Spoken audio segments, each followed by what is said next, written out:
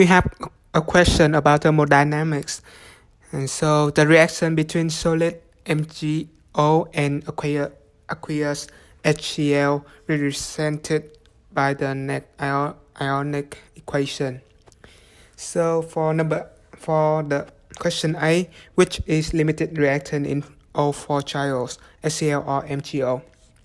We all know that limiting reactant is a substance that is totally consumed when the chemical reaction is complete. As we can see in the table, the temperature change depends on the amount of MgO added.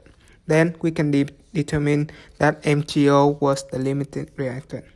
Or we can calculate the mole of HCl and MgO to figure out which is limiting.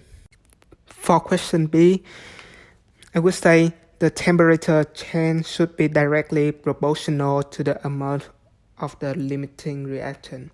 In question A, we already figured out MgO is limiting reactant. It means the relation delta T over mass of MgO should be constant. We can compare four trials and decide that trial 1 is inconsistent. Question C, calculate the magnitude of Q, the thermal energy change when the MgO was added to the 1 HCl. So it is a very simple question. We have an equation Q calorimeter equal to mc delta T. We will use this equation in 3 trials, 2, 3, and 4, except trial 1 because it is not consistent. And this is the answer. Question D. Determine the student's experimental value of delta H for the reaction between MgO and HCl in units of kilojoule per mole. So we have Q reaction equal to negative Q calorimeter. Q cold we already know in question C. Trials 2 and 4 supposed to have the same number of Q reaction because their delta T is quite equal. And now we do the math.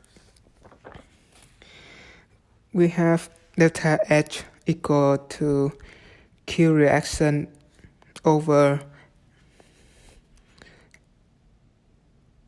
mole of MgO, and we have the answers. This is an answer for trial 3. For question E, we're going to find delta H by using entropy of formation method.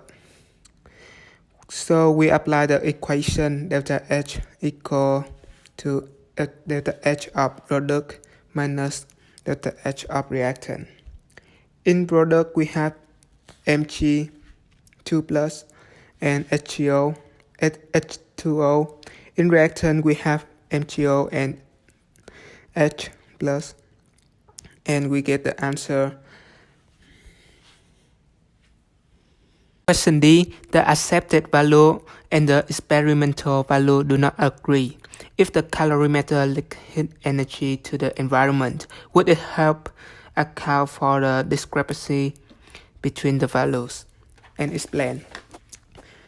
For this question, I would say yes, because the experimental value for delta H less negative than accepted value. We can imagine like delta T would be less than expected if heat had let out the calorimeter. It means we have smaller value for Q that lead to the less negative value for delta H.